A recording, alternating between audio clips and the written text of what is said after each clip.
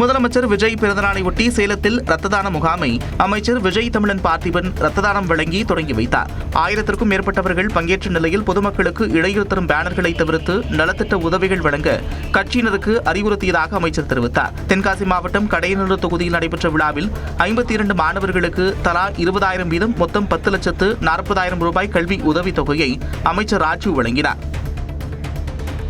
நாகர்கோவிலில் பொது இடத்தில் காலாவதியான மருந்துகளை கொட்டியவர்கள் மீது நடவடிக்கை எடுக்க பொதுமக்கள் கோரிக்கை விடுத்துள்ளனர்.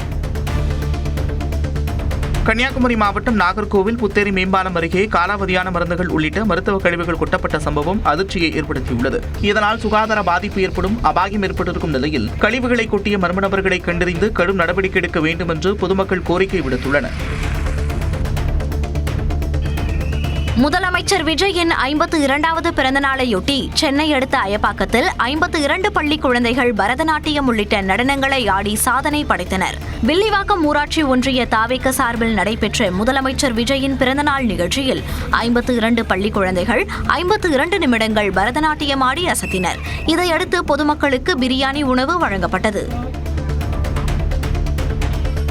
கோவை பேரூர் பட்டீஸ்வரர் கோயிலில் சித்திரை மேழி ஆணி உற்சவ நாற்று நடவு விழா விமர்சையாக நடைபெற்றது. பட்டீஸ்வரர் கோவிலில் சித்திரை மேழி ஆணி உற்சவ நாற்று நடவு விழா கடந்த 13ஆம் தேதி கொடியேற்றத்துடன் தொடங்கியது. இதைத் தொடர்ந்து கடந்த 7 நாட்களாக தினமும் சுந்தரமூர்த்தி நாயனார் மற்றும் கேதாரீஸ்வரர் பல்வேறு வாகனங்களில் எழுந்தருளி உலாவரும் நிகழ்ச்சி நடைபெற்றது.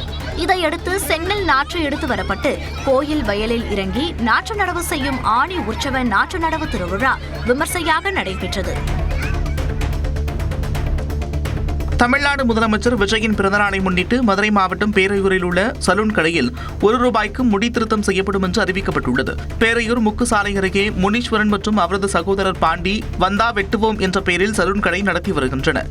இந்நிலையில் முதலமைச்சர் விஜயின் தீவிர ரசிகர்களான இவர்கள் அவரது பிறந்தநாளை முன்னிட்டு 2 நாட்கள் வாடிக்கையாளர்களுக்கு ₹1 முடி திருத்தம் செய்யப்படும் என்று அறிவித்துள்ளனர். தருமபுரி மாவட்டம் காரிமங்கலத்தில் ஓய்வு பெற்ற காவல் உதவி ஆய்வாளர் வீட்டில் 10 சவரன் தங்க நகைகள் மற்றும் வெள்ளிப் பொருட்கள் திருடப்பட்ட சம்பவம் பரபரப்பை ஏற்படுத்தியுள்ளது.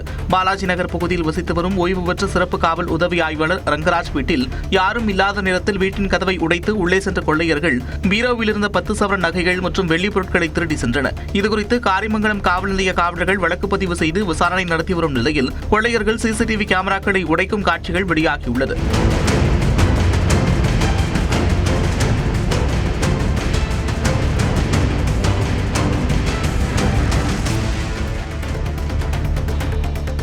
சேலம் மாவட்டம் மேட்டூர் அருகே 13 வயது சிறுமிக்கு பாலியல் தொல்லை கொடுத்ததாக 3 பேர் கைது செய்யப்பட்டனர். 13 வயது சிறுமிக்கு முருகன் என்பவர் பாலியல் தொல்லை கொடுத்ததாக கூறப்படுகிறது. இதுகுறித்து ஜலகண்டாபுரம் காவல் நிலைய காவலர்கள் விசாரணை நடத்தியதில் கடந்த 2 மாதங்களாக அதே பகுதியைச் சேர்ந்த ராஜேந்திரன் மற்றும் கோவிந்தன் ஆகிய இருவரும் சிறுமியை பாலியல் வன்கொடுமை செய்தது தெரியவந்தது. இதனையடுத்து 3 பேரையும் காவலர்கள் போக்சோ சட்டத்தின் கீழ் கைது செய்தனர். தஞ்சாவூர் மாவட்டம் கும்பகோணம் அருகே பாபநாசத்தில் மாட்டு வண்டி மற்றும் குதிரை வண்டி பந்தயம் விறுவிறுப்பாக நடைபெற்றது. அரியநாச்சியம்மன் கோவில் சந்தனக்காப்பு உற்சவத்தை முன்னிட்டு நடத்தப்பட்ட இந்த போட்டியில் மதுரை, சேலம், நாகை, காரைக்காலைச் சேர்ந்த வீரர்கள் பங்கேற்றனர். பெரிய மாடு, சிறிய மாடு, பூஞ்சிட்டு மற்றும் நடுமாடு உள்ளிட்ட பிரிவுகளில் போட்டி நடத்தப்பட்டு வெற்றி பெற்றவர்களுக்கு பரிசுகளும் சான்றிதழ்களும் வழங்கப்பட்டன. தூத்துக்குடி மாவட்டம் எட்டயபுரம் அருகே அயன் ராஜாப்பட்டியில் பட்டாசு ஆலையில் ஏற்பட்ட வெடி விபத்தில் ஒருவர் உயிரிழந்து 29 பேர் காயமடைந்த நிலையில் ஆலை உரிமையாளர்கள் உள்ளிட்ட 7 பேர் மீது காவல்துறையினர் வழக்கு பதிவு செய்தனர். இந்த வழக்கில் போர்மேன்கள் 2 மற்றும் மேலாளர் 1 கைது செய்யப்பட்டு விசாரணை நடைபெற்று வருகிறது. சிவகங்கை மாவட்டம் திருப்பாச்சேத்தியில் மின்கட்டணம் செலுத்தப்படாத வீட்டிற்கு மின் திருட்டு என சுமார் ₹3,334 அபராதம் விதித்ததால் அதிர்ச்சி அடைந்த உரிமையாளர் ஊர் முழுக்க சுவரொட்டிகளை ஒட்டியுள்ளார். ₹87 கட்டப்படாத மின் கட்டணத்திற்கு ₹3,334 அபராதமா என கேள்வி எழுப்பியுள்ள வீட்டு உரிமையாளர் முருகப்பா அதையே சுவரொட்டிகளாகவும் ஒட்டியுள்ளார்.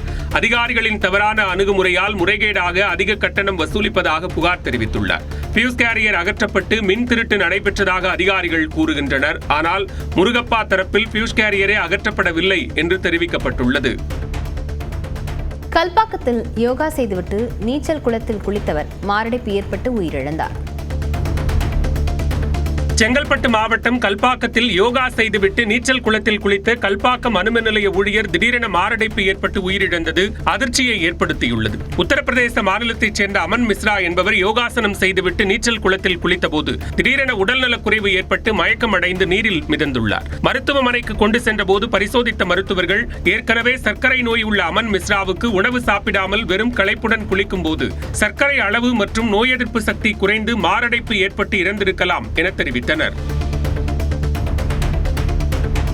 திருப்பத்தூர் மாவட்டம் ஆம்பூரில் சாலையோரம் நிறுத்தப்பட்டிருந்த லாரி மீது ஆட்டோ மோதிய விபத்தில் 18 வயது இளைஞர் உயிரிழந்தார். விமல் என்பவர் ஆட்டோவில் பொருட்களை ஏற்றிச் சென்றபோது பேருந்து நிலையம் அருகே நின்றிருந்த லாரியின் பின்புறத்தில் மோதியதாக கூறப்படுகிறது. படுகாயமடைந்த அவர் ஆம்பூர் அரசு மருத்துவமனையில் முதலுதவி சிகிச்சை பெற்ற பின்னர் வேலூர் தனியார் மருத்துவமனைக்கு மாற்றப்பட்டார். அங்கு சிகிச்சை பலனின்றி உயிரிழந்தார்.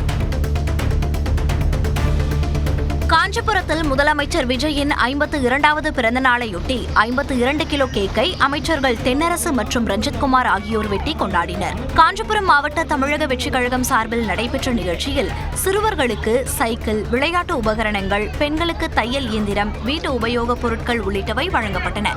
இதைத் தொடர்ந்து 500க்கும் மேற்பட்ட பொதுமக்களுக்கு சிக்கன் பிரியாணி வழங்கப்பட்டது.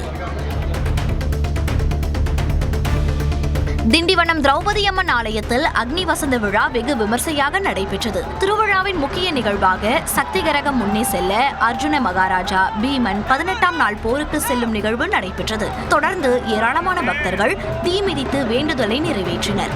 இதில் திரளான பக்தர்கள் பங்கேற்று சாமி தரிசனம் செய்தனர்.